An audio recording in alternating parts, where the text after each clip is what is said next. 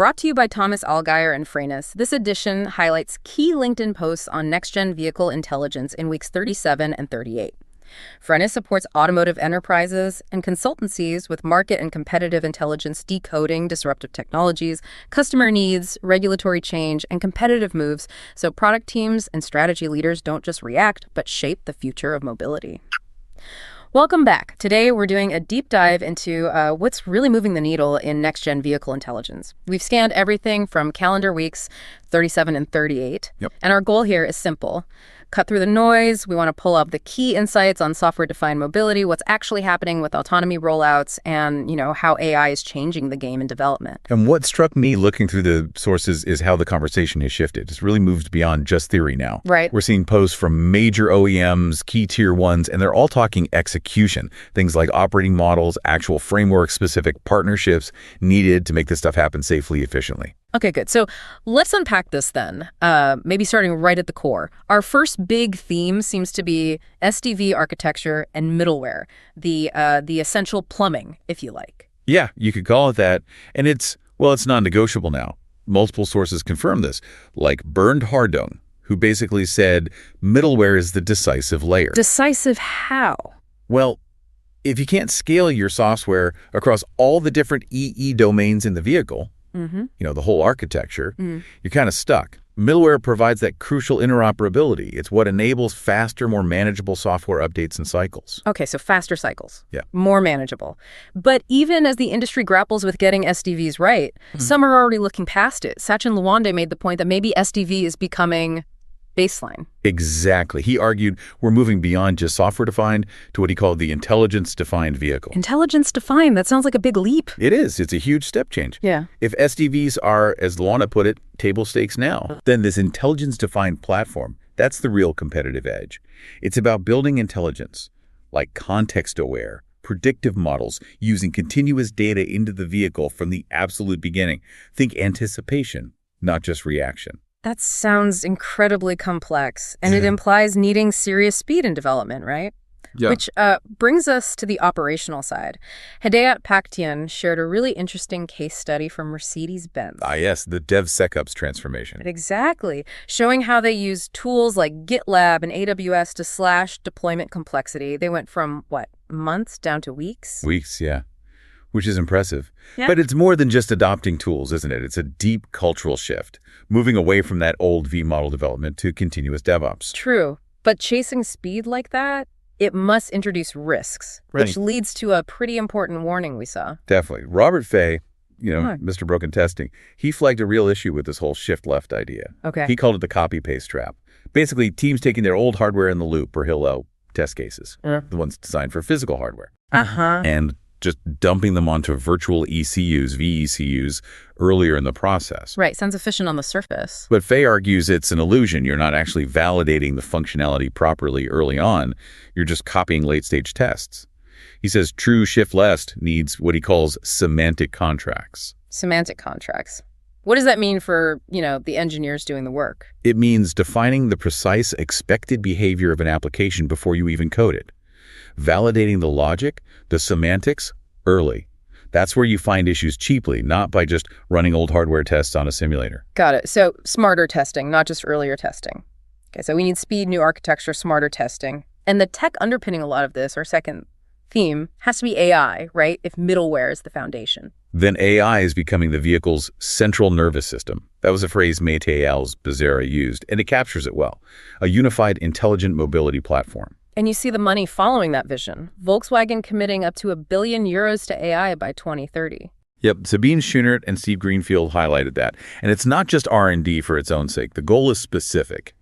Cut the product development cycle. Get it down to 36 months or less. Wow. So AI is directly linked to core engineering efficiency now. Yeah. It's not some futuristic maybe. And we see that efficiency showing up right in the cabin, too. Magnus Osberg showed off the Mercedes MBUX virtual assistant. Using Google's automotive AI agent, right? Yeah. And it's clearly more than just better voice commands. It's aiming for, context-aware conversation, a proper co-pilot feel. And beyond convenience, AI is boosting accessibility.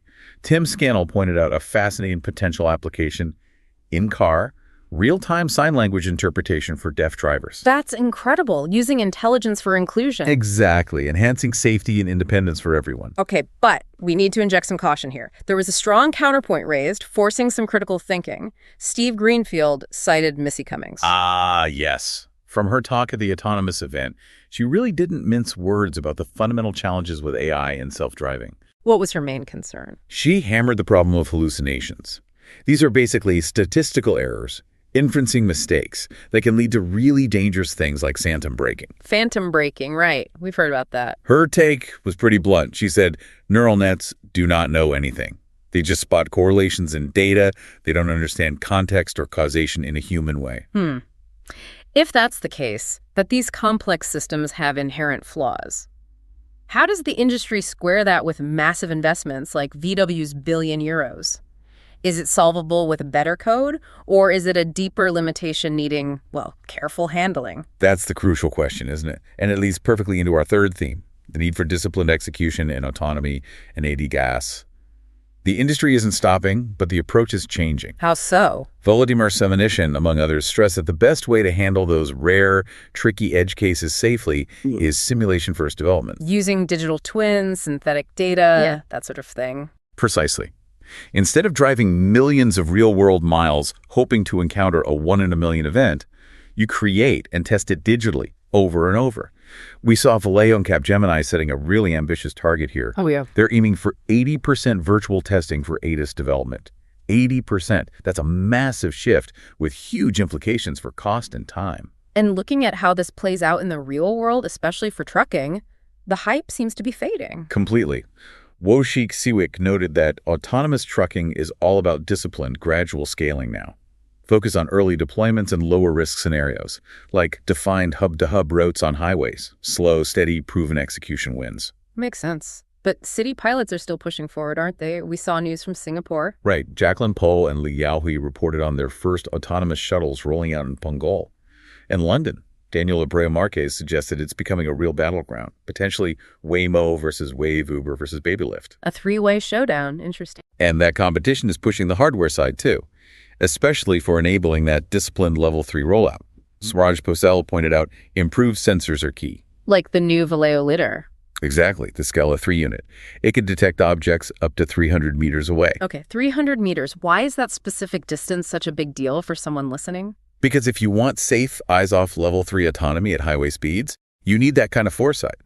300 meters gives the system enough time to detect, analyze, and react safely. The hardware has to provide that buffer. Got it. So the sensors enable the function.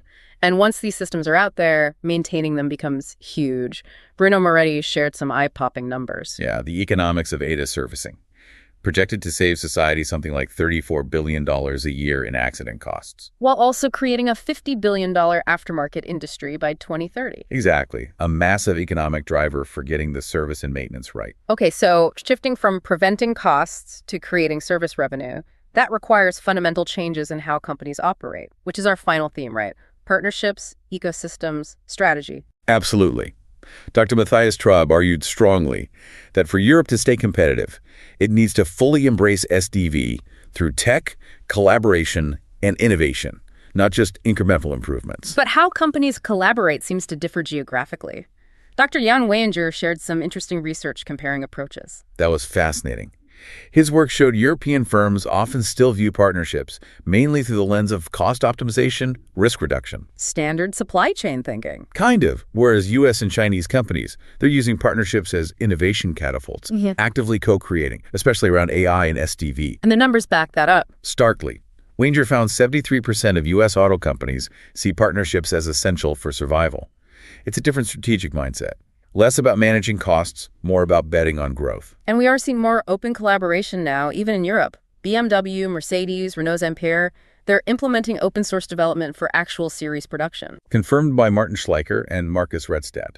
They see open source not as a risk, but as a genuine innovation accelerator, even for the big traditional players. Okay, but let's balance that optimism. There was some sobering news, too, reflecting the economic pressures. Lucas Timm highlighted the Bosch situation. Right, the 8,250 job cuts in their software and ADAS units, that sent ripples through the industry. And the reason given. that the auto software market is not developing as expected. Yeah, and that supplier software teams are often the first hit when OEM innovation budgets get tight or shift focus. It's a tough market signal. Definitely a wake-up call for suppliers. You can't just offer generic software. You need specialized, high-value systems that OEMs see as indispensable. Precisely. Although, on a more positive partnership note, fleet management continues to be strong. Lars Krauss detailed the global deal between Connected Cars AS and Volkswagen commercial vehicles. Focused on uptime, predictive maintenance, core value for commercial fleets. Exactly. And circling back to the tech foundation, the silicon and the cloud are key partnership areas. Augustin Friedel noted Qualcomm's auto design win pipeline hit $45 billion. $45 billion shows their big push into SDV and AI. Huge numbers. And the cloud partnerships are delivering efficiency gains too. Dr. Henning Rudolph shared how Valeo working with AWS on virtual testing environments. Or cloud-managed testing. Yeah, it's cutting ECU software development cycles by up to 40%. Bringing that hill-like capability into the cloud really speeds things up. Okay, so pulling all these threads together from the last couple of weeks, what's the main takeaway? I think it's this clear shift. The industry is moving beyond being just defined by software. It's now aiming to be driven by intelligence. But, and this is the crucial part, success hinges entirely on pragmatic execution. Meaning simulation-first development, adopting these new open operating models, and frankly, having the financial and cultural stamina to navigate these major shifts. Right. Well, if you enjoyed this deep dive, new editions drop every 2 weeks. Also, check out our other editions on electrification and battery technology, future mobility and market evolution, and commercial fleet insights. And before we wrap up, here's something to think about. We see these massive AI investments, like VW's billion euros, happening at the same time as tough restructuring, like the Bosch cuts. So, is the ultimate success of this intelligence-defined vehicle going to be a sprint won by the absolute smartest tech? Or is it more of a marathon won by the companies with the deepest pockets and the most adaptable culture? Something to ponder. Thanks for diving deep with us today. We'll catch you on the next one.